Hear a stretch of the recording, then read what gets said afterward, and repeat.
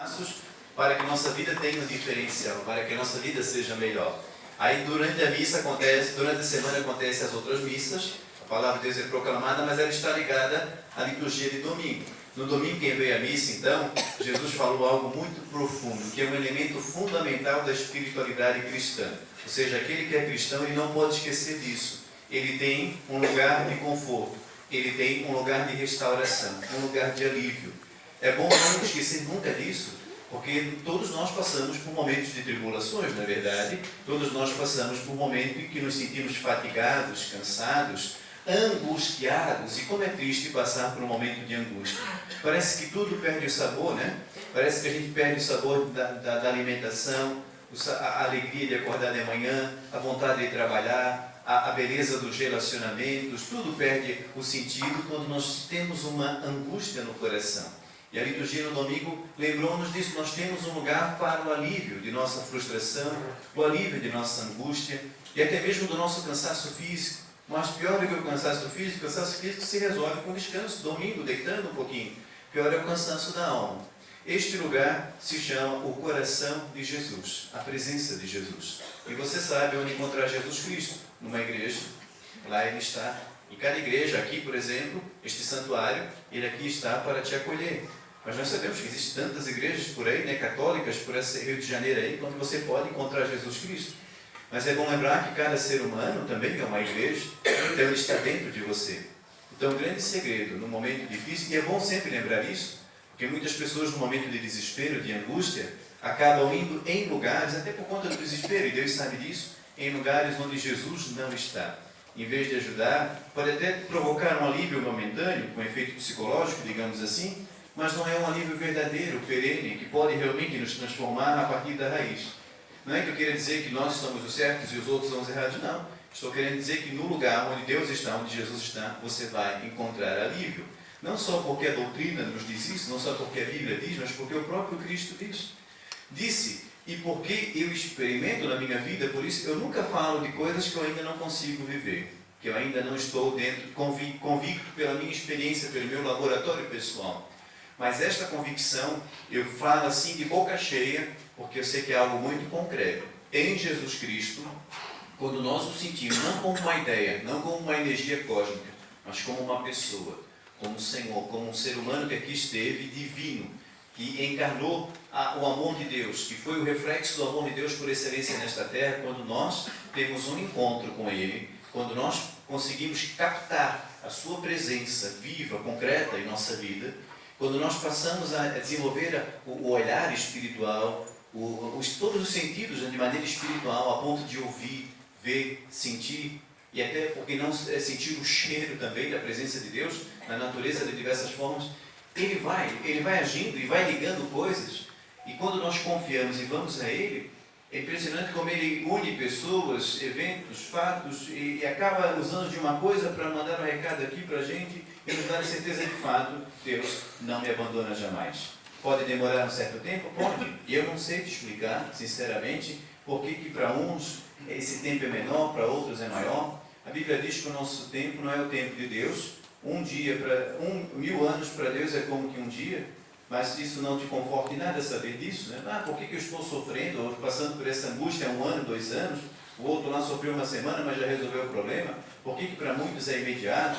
A gente sabe que muitos precisam de um tempo maior para aprender, para crescer, mas aí você pode questionar, mas por que Deus demorou tanto tempo para me fazer crescer, que eu já não cresci antes? Mas não importa o tempo, o fato é que, em determinado momento, Deus te dá o alívio.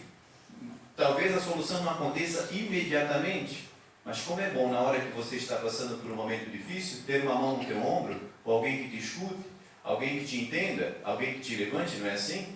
Não resolveu o problema você chorar no ombro de alguém, mas aliviou. Dor compartilhada é dor aliviada.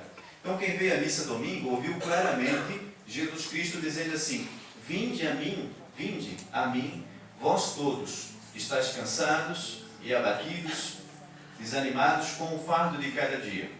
E cada um tem um fardo. Teve, ou vai ter, ou está tendo. Penso que 90% das pessoas que estão aqui carregam algum fardo. Às vezes o fardo, quando as pessoas estão desempregadas, é um fardo bastante pesado, né? A Eu sei de pessoas aqui, e mais de 5 pessoas que estão enfrentando um câncer, ou um tumor, pessoas que vão fazer cirurgia.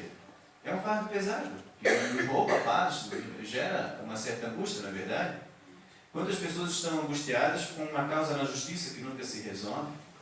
Quantas pessoas estão carregando um fardo pesado de um casamento que não está bem, que não está bom, não está feliz, está ali passando por dificuldade? O fardo da infidelidade, quem sabe, de uma pessoa que você gosta muito. O fardo de um filho que está completamente fora da casinha, como a expressão popular vai dizer. O filho que, quem sabe, está usando droga, ou que está rebelde, está revoltado, ou que está com depressão. E o fardo terrível, uma pessoa que você ama, principalmente um filho, você vê na depressão e a pessoa não consegue decolar de jeito nenhum e você faz de tudo. O fardo de uma doença psicológica que porventura você esteja enfrentando, são muitos fardos que a sociedade... Pessoas que estão alguns meses sem receber o salário, 13º atrasado, depois decepções a nível de relacionamento, de amizade, até mesmo de vida de comunidade, aquela pessoa que fala conosco meio atravessada, e a gente fica chateado, magoado, decepções, enfim, cada um sabe o fardo que já carregou, que está carregando, ou que carrega há muitos anos, ou que porventura virá um dia carregar. Saiba que aqui você encontra descanso. É impressionante como Deus, Ele chama a responsabilidade para Ele. Ele falou, vinde a mim e eu vos aliviarei. E esse ir a Jesus Cristo é conversar com Ele, como eu dizia. Primeiro dentro de você mesmo. E eu testemunho, nos momentos em que o meu fardo foi muito pesado, que a angústia tomou conta do meu coração, quando eu conversava com Ele e escutava tudo aquilo que Ele vai me dizendo, né? Que Ele vai, na verdade, me lembrando, que eu já escutei dele em outros momentos, né? Tudo concorre para o bem daqueles que amam a Deus. Não desanimeis nunca, embora venham ventos contrários. Ele disse isso com outras palavras, mas a essência é esta: não desanime, embora venham ventos contrários. Eu estou contigo, não te desampararei. É impressionante quando você reza, como Deus acha fórmulas de conversar contigo. Quando você passa por dificuldade e você reza, de repente alguém do nada, que fazia tempo que não entrava em contato, te manda uma mensagem bíblica, com a frase que era exatamente o que você precisava escutar. É Deus falando contigo, a Bíblia, a palavra de Deus, e você recebe aquela mensagem. Ou uma pessoa que do nada aparece e te dá uma ajuda, te oferece ajuda, ou simplesmente liga, rezei por ti. Assim, meu Deus, como é que pode? Como é que ela sabe que eu estava passando por esse momento difícil? São fórmulas de um Deus extraordinário, fabuloso e maravilhoso de se comunicar contigo. Ou de repente esta pessoa que te trouxe a missa hoje, que ficou insistindo, vamos na missa comigo. É um gesto de amor. Convidar alguém para ir numa missa carismática, uma missa de cura, de libertação, é um tremendo gesto de amor. Ainda ontem eu estava numa reunião com casais e alguém dizia que lá na escola dela tem uma pessoa lá, eles estão passando por um conflito, aí no conflito acabou se aproximando de uma outra pessoa lá e a pessoa, um casalzinho jovem, 2 anos de casado, está passando por uma crise tremenda de relacionamento e ela disse, vai na missa, eu vou à missa lá na vila, lá vai, e convidou. Ela não veio à missa aqui porque tinha outra mais perto da casa dela, não importa o lugar, importa que Jesus lá esteja. E no dia seguinte a pessoa testemunhou, mostra, eu e meu esposo fomos à missa, como nos fez bem. Olha que gesto bonito, essa pessoa foi usada por Deus num momento de conflito, numa escola, então num ambiente que não é um ambiente religioso, né? É um ambiente de educação, claro, é um ambiente onde Deus está, mas não é um ambiente especificamente religioso como uma igreja, mas lá alguém falando de Deus, e é assim que tem que ser em cada ambiente. Ser esse evangelizador, não tentando encher o saco da pessoa, convencendo a vir para a religião, mas mostrando o caminho, apontando, dizendo pelo menos aonde ele está, aonde Deus está. É muito fácil, hoje na sociedade nós temos pessoas que dão conselhos que não nos levam até a plenitude. Ou quem sabe, naquela mesma escola, alguém disse para aquela pessoa, não, separa, não está bom, separa. Ou vai fazendo outra coisa. Não é assim que... Tem muitas pessoas que dão conselho errado. Então nós somos convidados a sermos instrumentos de Deus, a deixar que Deus nos use. E quando nós menos esperamos, ou Deus manda alguém para nos ajudar, ou Deus usa de cada um de nós para ajudar alguém. Como que anjo? Você pode ser anjo de Deus. Deixe-se usar por Deus. Se vier alguma coisa no teu coração de dar um conselho bom, de convidar alguém para vir numa celebração como essa, de mandar uma mensagem que você recebeu, se você lembrou de alguém, é Deus falando para ti, manda para aquela pessoa. De ofertar uma rosa quando você recebe aqui, talvez uma lembrancinha que você recebeu, ou aquela pessoa está precisando mais do que eu, então eu vou lá. É sair desta zona de conforto, né? Fazer como Cristo, chamar a responsabilidade. Se eu puder ajudar que eu não atrapalhe. ficar dando conselho errado, ou desanimando mais ainda a pessoa. Se não tiver uma palavra boa para levantar, então que eu fique quieto, pelo menos seja a presença. Mas se Deus me inspira a fazer um gesto bom, aquele gesto pode mudar a vida daquela pessoa. E não tem preço uma vida que é transformada, uma vida que é acalentada. Quando você está passando por um momento difícil, de tribulação, de angústia, de fadiga emocional ou fadiga na alma, não é bom quando alguém te ajuda, não é bom. Aí você não se sente sozinho, dá uma esperança. Quando você se sente amparado, a pior coisa é passar por uma tribulação e você sentir que está sozinho. É terrível. Então, se você já passou ou não passou, se está super bem, lembre que tem alguém que está passando por uma situação assim e um gesto, uma palavra, uma mensagem, um convite pode ajudá-la, assim como alguém... E minha gente, é lei do universo, mas na verdade é lei de Deus, porque quem criou o universo foi Deus. Tudo volta para a gente. Então hoje você ajuda, amanhã você é ajudado. Não perca uma oportunidade. É uma grande corrente do bem que Jesus estabeleceu. E a grande fonte é o coração dele. Vinde a mim e eu vos aliviarei. E ele falou com outras palavras que vai fazer uma troca. Ele vai pegar o nosso fardo, o nosso jugo, e colocar. Então ele pega sobre ele, e de fato já o fez. Olha que simbolismo bonito, né? Pegou o jugo, que se chama cruz, e até popularmente as pessoas dizem: ah, estou carregando uma cruz pesada, não é assim que se fala? Mas na verdade, em Cristo, somos mais do que vencedores. Na carta aos Romanos, a Bíblia vai dizer, pela boca do apóstolo Paulo: quem nos separará do amor de Cristo? A nudez, a morte, a espada, a perseguição? Nada. Poderá nenhum ser humano poderá nos separar do amor de Cristo, porque em Cristo nós somos, ele não fala somos vencedores, somos mais do que vencedores. Já é super bom ser vencedor, mas mais do que vencedor, você imagina uma maratona lá, o cara correndo 20, 30 quilômetros, chegar em primeiro lugar, mesmo fatigado, deve ser muito bom. Mas a Bíblia diz que é mais do que isso, aquela satisfação de vencer, é mais do que isso, somos mais do que vencedores em Cristo Jesus. Então ele já tomou e já pegou sobre si o nosso jugo. E ele diz: carregue então o meu jugo. Como é que se chama o jugo de Jesus Cristo? Amor. Ou seja, tudo aquilo que nós fazemos, se nós incorporamos o amor, ou se nós pegamos esta semente do amor, este ingrediente que se chama amor, e passamos a colocar em tudo o que fazemos, se torna mais leve. Faça tudo por amor. Se você trabalha, tem a sua profissão, reflita nesta noite: eu estou trabalhando por amor ou só esperando o salário do final do mês, por obrigação? Aí vai se tornar um fardo muito pesado. Vá por amor. Trabalhe por amor. Atenda, converse com as pessoas por amor. Sirva a Deus de alguma forma por amor. Se vais fazer a caridade para alguém, faça por amor. Se precisa fazer tudo. Se és casado, faça por amor. Faça o casamento virar uma expressão de amor. Amor é uma questão de atitude, é mais do que sentimento. Sentimento, ele pode seguir o ciclo da vida, nasce, cresce, se reproduz e morre, não é assim? Agora não, mas o amor não pode morrer. O amor jamais acabará, disse a carta aos Coríntios na Bíblia. Então o amor ele precisa ser cultivado, e a melhor forma de cultivar o amor é determinando: eu vou amar aquela pessoa do jeito que ela é ou do jeito que ela está. Como Deus faz conosco. Podemos estar num caco, até declarar que não acreditamos em Deus, Deus continua a nos amar, não é assim? Quando ainda éramos pecadores, diz a Bíblia, Deus enviou o seu Filho para ficar no nosso lugar, para tomar o nosso lugar e nos possibilitar de novo o acesso ao céu, à eternidade, à felicidade. Então é fantástico. Amar, determinando, ajudar o outro, deixar o outro melhor, servir, sair da minha zona de conforto.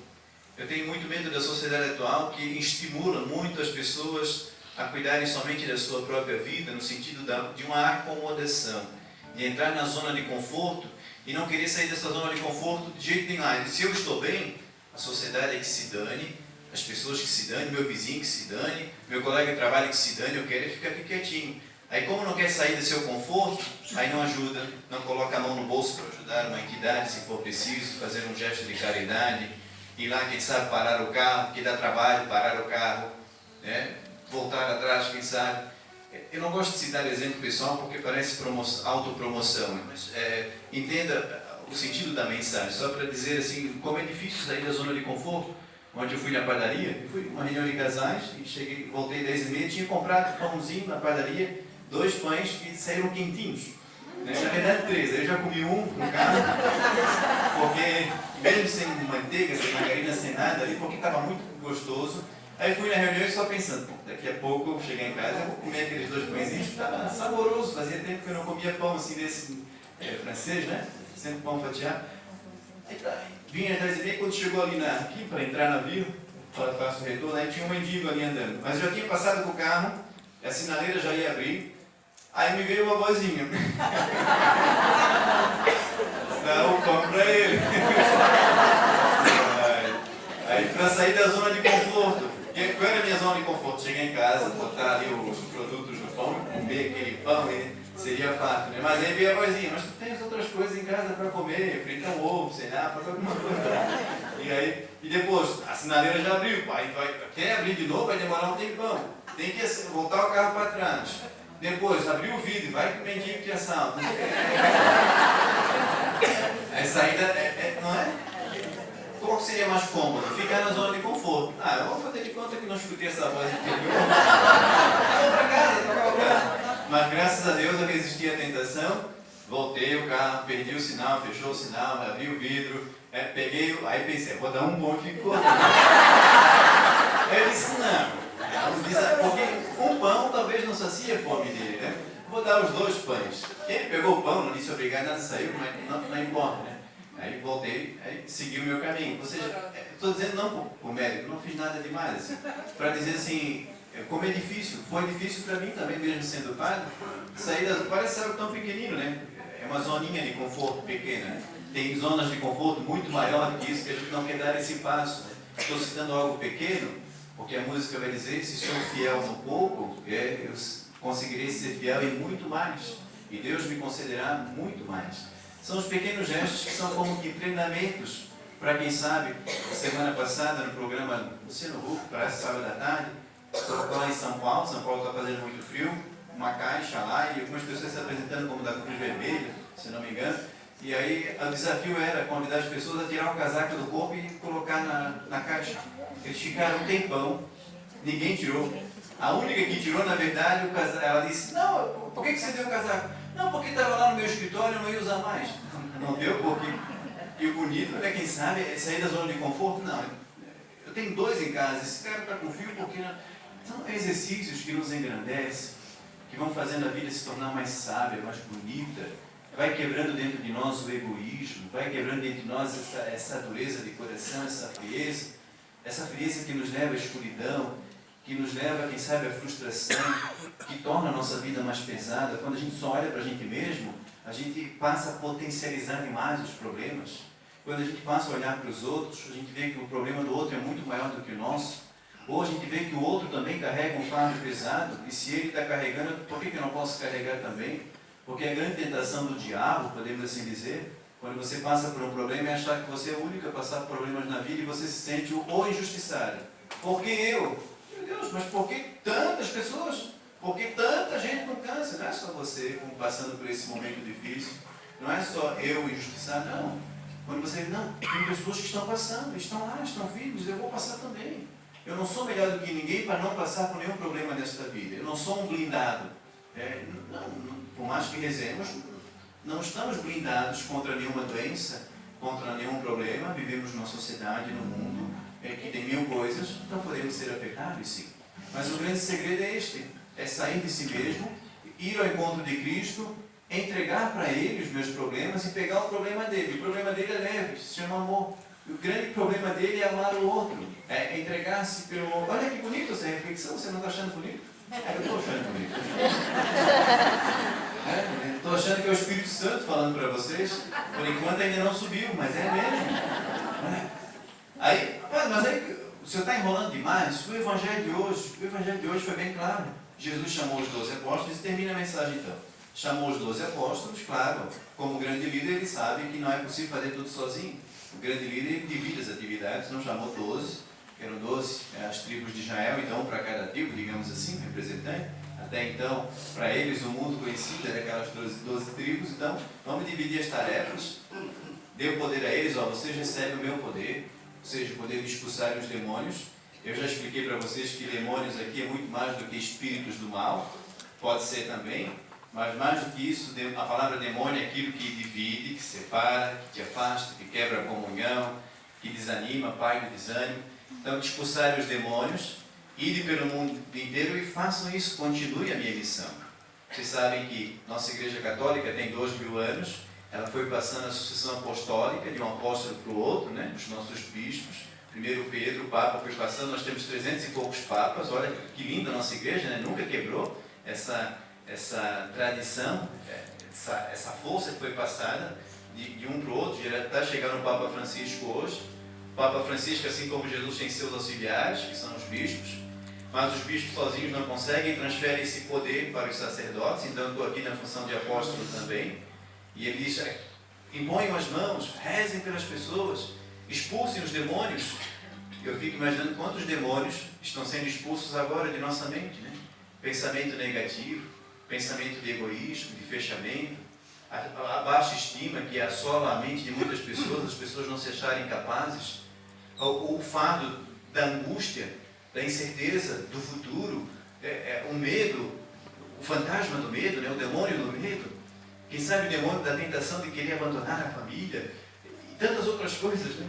Que acontecem nesse momento que a palavra... Então eu tomo posse dessa escolha que Jesus fez dos apóstolos e entendo que minha missão, e o padre na hora da missa é persona Christi, né? A igreja diz, quando ele coloca essa roupa e sobe no altar, como que incorpora Cristo. E se Cristo libertou as pessoas dos pensamentos maus, dos sentimentos ruins, se curou, então essa missa ela tem o poder de fazer isso também em cada um de nós, de nos curar, de continuar a missão de Cristo. Então, você veio a Cristo, você está diante de Cristo. Abre o teu coração e deixa Ele aliviar o fardo. Entrega para Ele mesmo dizendo, Senhor, você que está com câncer, eu estou com câncer, está aqui o meu tumor, é teu. Eu lembro que uma vez, já falei isso aqui, eu visitei 2 jovens santos, um com 25, outro com 23, um homem e uma mulher. A menina com 23, o rapaz com 25, ambos com câncer. Mas os 2 santos. Primeiro eu visitei o rapaz no hospital, e aí quando eu visitei ele com dores, com tudo, ele disse, Padre, já não sou eu que vivo, é Cristo que vive em mim. Ele repetiu a frase de Jesus, né? Santo ministro da comunhão, com 25 anos apenas. Aí eu falei, Marcelinho, sabe a Bruna, lembras da Bruna? A Bruna também está com câncer e está numa fase bem difícil, com muitas dores. Ah, Padre, fala aí com os médicos, me pega aqui e eu quero levar, ela era ministra, eu quero levar a comunhão para ela. Olha que bonito isso, minha gente. Não é bonito? Vinde a Jesus, vinde a mim. Aí ele pegou o Cristo, aí ele foi no meu carro ali com dores e carregando Jesus ali.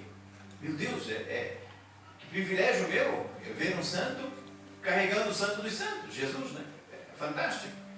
Porque a Eucaristia é esse alívio, né? É o Cristo mesmo. Ele se concretiza na Eucaristia para concretizar em nossa vida a graça de Deus, a força de Deus, para nos ligar ao céu, enfim. Aí ele veio, chegou lá, a Bruna também era uma menina fantástica, santa, que vivia para evangelizar a juventude. Ela falava assim, se eu ficar curada, eu vou consagrar a minha vida para levar jovens para a igreja. Olha que bonito. Mas se eu morrer não tem problema não, eu estou nos braços de Jesus. E foi a frase que a mãe dela colocou na lápide, ela faleceu, né? E aí quando chegou lá os 2, Marcelinho dá a comunhão para ela, eu digo, não, Bruno, não precisa levantar da cama. Ela disse, o quê? Não levantar da cama? Jesus chegou, eu vou acolhê-lo. E levantou com todo o sacrifício. Aí eu fiquei só de camarote assistindo ali o diálogo dos gigantes, os 2 magrelos, que era uma coisa ali, carequinhas, e conversando. E um falando, meu câncer dói desta maneira, o meu desce. Vamos oferecer para Jesus o nosso câncer? E olha que bonito. Então, eu falei de um câncer, um tumor, né? Mas ofereça o câncer da alma, quem sabe, depressão. Depressão é o câncer da alma hoje em dia. Síndrome do pânico, essas coisas todas. A não aceitação. Aquele marido que, quem sabe, está com problema, aquele esposo, aquele filho. Qual é o teu tumor? Físico ou espiritual ou emocional? O que é que te suga a paz? Ofereça para Jesus hoje, concretamente mesmo. Concretamente, assim, com fé. Com fé. Eu vejo que às vezes a gente fica no automático, né? Ah, Jesus, eu te ofereço, mas fica da boca para fora. É uma atitude do coração. Eu confio em Ti, Senhor. Eu não sei como é que vai ser. Humanamente eu não sei qual é a saída, né? Você pode dizer para Jesus, mesmo sem entender. Eu não entendo, Jesus, como é que o Senhor vai resolver isso na minha vida, que o problema é feio, está cabeludo. Eu não sei como é que eu vou fazer isso. E quantas vezes eu já fiz? Momentos em que eu não tinha mais saída, humanamente falando, assim, Senhor, eu não sei resolver. Está aqui, resolve para mim. E ele deu um jeitinho, foi ligando coisas, aí depois eu fico de boca aberta. Meu Deus, a ponto de pular mesmo, já pulei dentro do meu carro dizendo, obrigado Senhor, obrigado Senhor, obrigado. Ficar uma noite inteira pulando e dizendo obrigado, porque extasiado diante do poder dele, só por ele, não pode ser de outra forma, humanamente eu não poderia fazer aquilo, conseguiria resolver aquilo. E assim, então o convite é esse, você já veio a ele, mas não basta estar, é necessário entregar mesmo, Senhor, eu não sei qual vai ser a solução, mas está na tua mão, faz o melhor. Interessante que levavam doentes para Jesus, ele colocava a mão e a doença desaparecia. Ele vai passar daqui a pouco entre vocês, entre nós, quando colocar a mão nele, peça a mesma coisa, que desapareça, Senhor, essa depressão, que desapareça esse tumor, é impossível humanamente falando, porque o tumor já está, desapareça. Senhor, que aquela pessoa se converta humanamente é praticamente impossível.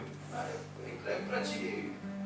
Senhor, que aquela dor que eu estou sentindo na alma desapareça, seja o que for, entrega para Ele mesmo. E confia, mas é uma atitude, repito, de coração. Confiar no Senhor. Ah, Padre, isso que o Senhor está falando para mim não muda nada porque eu estou super bem. Eu não estou cansado, nem estou carregando um fardo pesado. Então reza por alguém, você com certeza conhece alguém que está carregando. Se não conhece, eu acho meio impossível não conhecer alguém que está passando por algum problema. Mas se não lembra agora pelo menos, daqui a pouco dá uma olhadinha assim, né, por cima, né? Usa o teu drone espiritual, né, faz uma navegação aqui e vai percebendo no rosto das pessoas, quem sabe ao teu lado tem alguém aí que está com o coração destruído, está carregando um jugo pesadíssimo, pensou já até em se matar, de tão pesado que está o jugo, tão pesada que está a cruz. Aí discretamente você faz assim com a mãozinha, assim, reza por ela, assim, abençoa. Isso mesmo, é uma corrente, minha gente. Eu citei semana passada, né? Está no meu livro que eu vou lançar agora, mês que vem, já está no forno, está na gráfica, vou lançar um livro, Espiritualidade do Caminho. Aí, na metade tem alguns testemunhos. Falei semana passada isso, né? O homem que estava lá com um tumor, tudo, ele diz que foi curado na hora, não foi na hora que nós rezamos por ele, foi na hora que eu disse, e eu fazia muito, aqui eu não faço muito, né, porque eu não tenho um pouco a noção do espaço onde é que estão os hospitais, não tem uma alcafarra aqui, poderia fazer, mas onde eu trabalhava tinha 4 hospitais ao redor. Aí de vez em quando vinha dizer, padre, meu fulano está internado naquele hospital. E quando eu via que a coisa era feia, eu dizia, vamos juntos estender a mão. E era impressionante. As pessoas davam testemunho depois que naquela hora sentiu alguma coisa. E ele disse que sentiu a cura quando nós estendemos as mãos na direção do hospital. Ele diz que a força foi tão grande, as pessoas foram tão sensibilizadas. Tinha uma criança que estava morrendo lá no hospital, eu citei, as pessoas ficaram emocionadas e oraram com uma fé que brotou do coração. Aí não só aquela criança ficou boa, mas as pessoas que estavam ali foram tomadas por aquela força. A força da convicção da igreja orante, que abre portas, que cura, que liberta. E naquela hora ele sentiu que algo mudou dentro dele. Ele estava desesperado, porque o pai já tinha morrido de câncer, a irmã já tinha morrido de câncer, um monte de gente tinha morrido de câncer. O médico disse para ele, faz o exame, porque pode ser que você tenha também. E não é que deu. Aí ele ficou desesperado, talvez ele fosse o próximo da fila. Mas hoje já estamos em 2017, isso foi em 2008. Ele está vivo, né? Para a glória de Deus. Ele disse que naquele dia, até aquele dia, não dormia a noite desesperado, não sabia o que fazer. Naquele dia ele chegou em casa, dormiu tranquilamente, como uma criança. Ele disse, não, está na mão de Deus, já estou, eu sinto que algo mudou dentro de mim. E de fato, ele foi curado. Confiança, ou estar no lugar certo, onde Deus está. Vinde a mim, vós todos que estáis aflitos, cansados e abatidos, e eu vos aliviarei. Amém.